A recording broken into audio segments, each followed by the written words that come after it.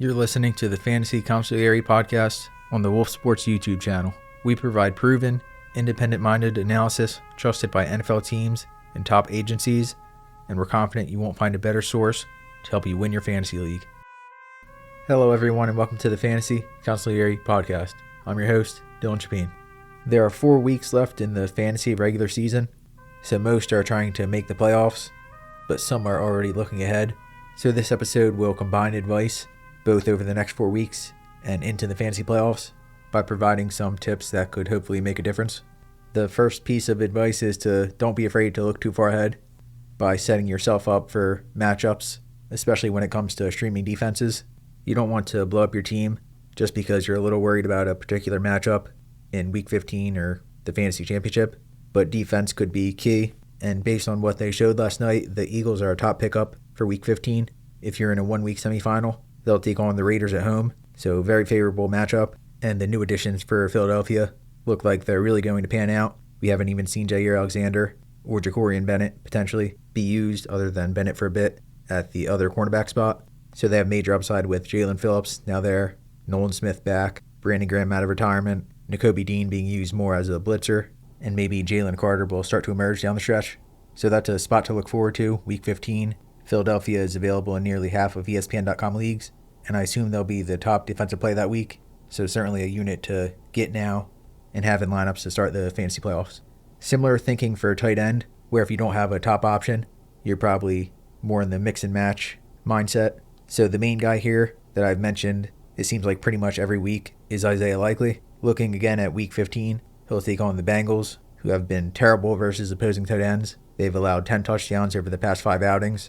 So with the roster percentage under 10%, Likely I would recommend adding. He also faces the Bengals on Thanksgiving, and I'd also look ahead to next week if you need a tight end for Hunter Henry versus Cincinnati. Henry might not be available, but he just had a quiet game with the Patriots leaning more on the wideouts, so maybe he was dropped on a short week this week versus the Jets.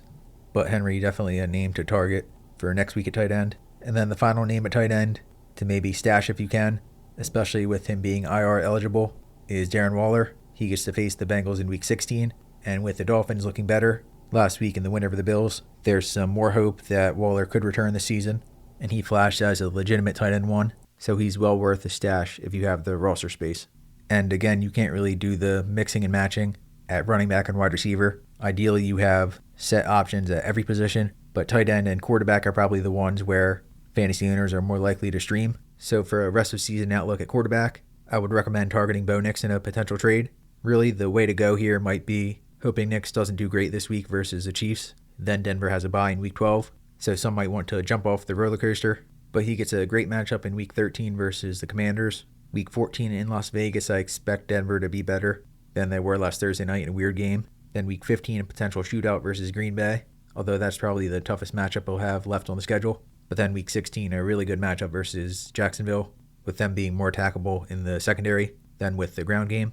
And then Christmas night versus Kansas City could be one where Denver's trying to win the AFC West and maybe pulls out all the stops, including using Nix as a runner, which I hope we see more in general moving forward. But whether you acquire him now or maybe wait a week or two, Nix someone I would target as a QB1 the rest of the way. And for someone to potentially trade away, Caleb Williams gets 2 decent matchups this week versus Minnesota, and then in 2 weeks versus Pittsburgh. But after that, he'll face the Eagles, Packers twice, Browns, who can still be stout, and 49ers in Week 17. So a pretty difficult schedule the rest of the way. And even these next 2 weeks, if the pass rushes for Minnesota and Pittsburgh can win, could be difficult matchups for Caleb. He's done major damage as a runner over the past 2 weeks, but something to keep in mind, maybe at least pairing him with another quarterback if you're counting on Williams as your QB1 the rest of the way. Ideally, you have a high-end QB1, and you don't really need to worry about rostering multiple quarterbacks, but I don't think it's a bad idea to essentially sit on 1 or 2 backups, both for insurance for yourself and to block opponents who are streaming at the position. So I'd look ahead to the schedule and see who you might want to not face in the fantasy playoffs based on matchups and consider adding them if you have the roster space. I might do a similar episode to this right before the fantasy playoffs, but the other piece of advice to finish off with this week is to potentially prioritize high upside handcuffs. As stated in the past, even if you don't have someone like Christian McCaffrey, it would make sense to get Brian Robinson Jr. if he's available, or another talented backup in a good offense. maybe Tank Bigsby. But hey, Schultz Hutton with how the Jaguars have fed Travis Etienne recently. Caleb Johnson for the Steelers has seen more action. Samaje Perine with Joe Burrow set to come back in a high-powered offense. And maybe even Braylon Allen with the hopes that he can return after it looked like he was a legitimate factor next to Breece Hall in the Jets backfield. So that will conclude this episode. If you want more of a Week 11 focus, we have our full rankings on wolfsports.com. And if you're a Fantasy Consigliere member, we'd be happy to answer any questions you might have. Until next time, I'm Don Chapin, and this was the Fantasy Consigliere Podcast. Thank you for listening to the Fantasy Consigliere Podcast on YouTube. Subscribe here so you don't miss future episodes or our next video. If you're on the go, we can also be found on Apple Podcasts and Spotify. Also, be sure to visit wolfsports.com and consider becoming a Fantasy Consigliere member to get the absolute best fantasy advice possible all season long.